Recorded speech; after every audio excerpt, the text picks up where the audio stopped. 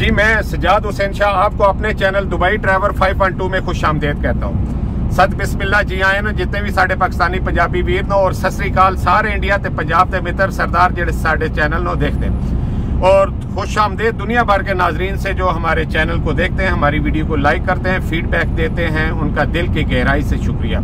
अगर आप हमारे चैनल पर न्यू हैं तो चैनल को सब्सक्राइब कर लें और बेल आइकन के बटन को प्रेस कर लें ताकि हर आने वाली नई वीडियो आप लोगों तक पहुंच सके। आज हमारे साथ एक बहुत ही प्यारे पंजाबी वीर हैं। हम कुछ बातें उनसे आप लोगों तक पहुंचाते हैं कि वो दुबई में कैसे आए, किन हालात से गुजरे, और ये भी एक अपने आप में एक कहानी होती है क्योंकि आसान नहीं होता दुबई तक पहुंचना, फिर लाइसेंस लेना और लाइसेंस लेके जॉब तक पहुंचना।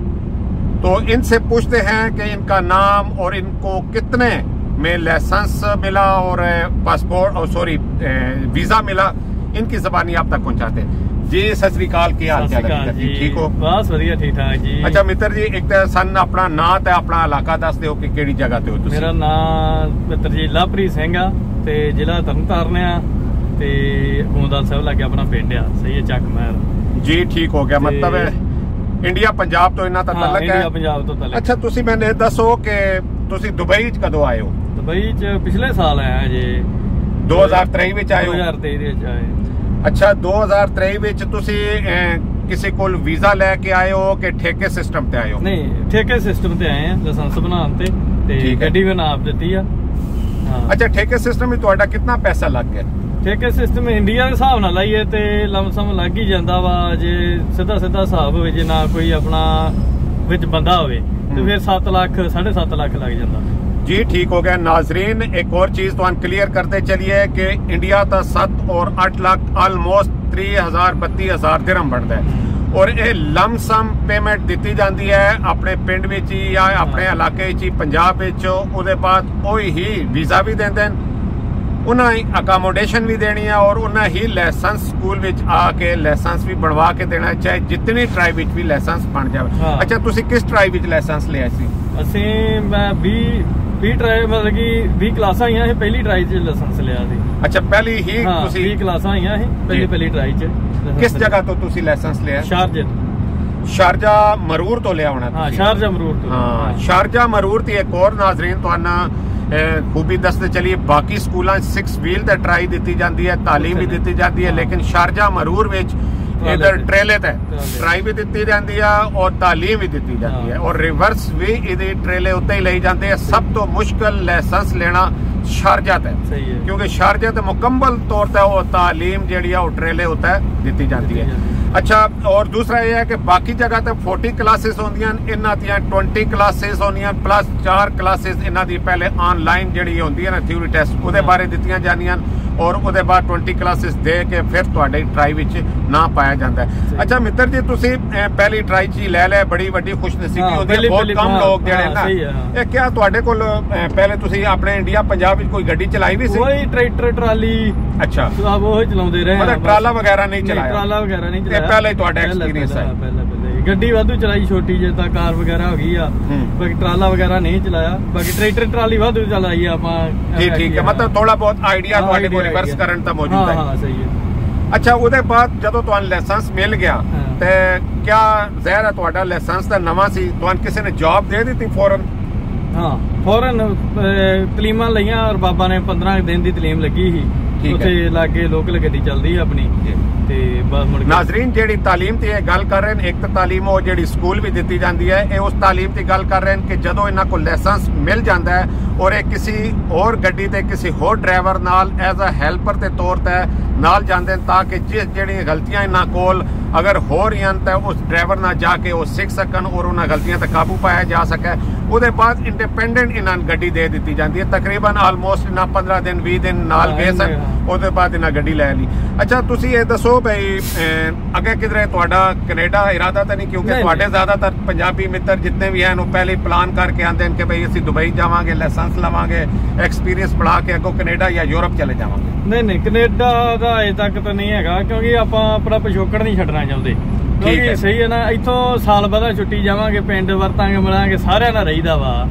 ते जिहड़ा कनेडा चल जांदा बंदा बहुत घट इंडिया नूं मतलब बहुत दूर है, वो तो आना भी टाइम लग जाता। इथों जेड़ा ना इंडिया तकरीबन 4 घंटे 2.5-3 घंटे 4 घंटे का रास्ता है और टिकट भी जेड़ी सस्ती है तुहानू मिल जाती है। अच्छा के समझदे हो कि इत्थे तुहानू अरबी बोलने में कोई मुश्किलात तो, क्योंकि इधर ज्यादातर तो लोग इंडियन पाकिस्तानी है। नहीं मुश्किल नहीं है, सारे अपने बंदे इत्थे।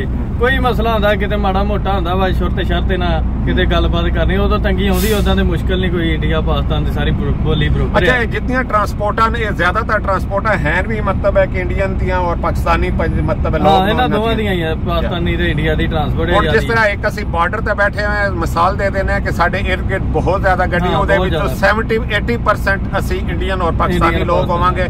अगर किसी ने अरबी नहीं भी आउंदी तो एक दूसरे की मदद करा के हेल्प करके ते ओ जेड़ा ना मसला जेड़ा गुजार लेंदा। अच्छा तुसी के समझदे हो बॉर्डर लाइन मुश्किल है कि साउथ लोकल लाइन मुश्किल है? नहीं देखो कोई समा हुंदा है जां कोई टाइम हुंदा वा, कदी वाधा कई घाटा हो जांदा वा। हुण बॉर्डर ते भी एडी गल नहीं, तंगी ते कोई भी नहीं है। कई वारी फस फुसे पेपर लंघ जांदे ते बहना पैंदा वा। लोकल भी मुश्किल नहीं है, लोकल भी शामां नूं आईए रूम च आईदा, सवेरे उठ के चल जाईदा वा। नान तोन खान पीन किस तरीके नाल मैनेज सही है? मुश्किल नहीं, आपदा हत्थ वस हुंदा है। किचन अपनियां गड्डियां दे विच आ। अच्छा जिद्दां भी अपना रोटी पानी बनाउणा वा, खाओ पीओ, मुश्किल नहीं है। आपदी सेहत दा भी ध्यान रखना पैंदा वा। जे आपां पैसे हल वेखीए ते फिर बहुत मुश्किल हुंदा कि पैसे हल वेख के मतलब है कि इत्थे आ के तुसी ओ बहुत कुछ सिख जांदे हो जेड़ा तुसी ऑलरेडी नहीं सिखिया होता। अच्छा एक और गल कि तुसी नवे लोकां जेड़े इंडिया तो इधर आना चाहते हैं उन्हें की मशवरा दोगे कि वो डायरेक्ट इसी तरह ठेके विच आ जान? उन्हां वास्ते बेहतर है कि लेबर ही विच आन? के ख्याल है तुहाडा, के तजर्बा कहंदा है? नहीं जिन्ने ते होना इत्थे लाइसेंस बनाउण गड्डी चलाउणा वक्री गल है, पर जे अपना कोई बंदा इत्थे होवे ओदे डायरेक्ट आओ ते सही आ। जे डायरेक्ट आपां ठेका मारदे किसे दे नाल थोड़ा तकलीफ हुंदी आ, कई फीसां फूसां नहीं तारदे, कोई रबाब सही नहीं हुंदे, थोड़ा मुश्किल हो जांदा वा। अच्छा एक और है कि अगर किसी कोल पैसे नहीं है, मतलब हर बंदे ते अपने हालात होंदे, क्या वो दुबई किसी लेबर वाले खाते च आके लाइसेंस बनवा सकदा है? हाँ हुण सरकार ने शायद कीता है, पक्का पता नहीं है। सरकार मतलब पेपर मंगदी आईडी ते लाइसेंस फाइल खुलदी आ ते मुश्किल नहीं होते ना, कन्फर्म नहीं होता, मतलब चलन दिया वा कि आईडी होवे दुबई दी ते मुश्किल नहीं, आईडी होवे लाइसेंस फाइल ओपन हो जाती है। मेरे कहने का मकसद है कि अगर वो नाल नौकरी करदा है, नाल पैसे थोड़े जमा करके लाइसेंस ले सकदा है। हां हो जांदा हुण ते हुण मुश्किल होंदा है लेकिन ले लैंदा वा। हुण कानून होया है कि काम करदा बंदा लाइसेंस ले सकदा है। अच्छा ते सैलरी तुसी मतलब कितनी कमा लेंदे हो? मतलब इंडियन 1 लाख तक कमा लेंदे हो थोड़ा के कम या ज्यादा? जे इंडिया दे विच मन्निए इत्थों दी सैलरी हिसाब नाल इंडिया दा 80,000 रुपया 80-70,000 रुपया कमा लईदे आ।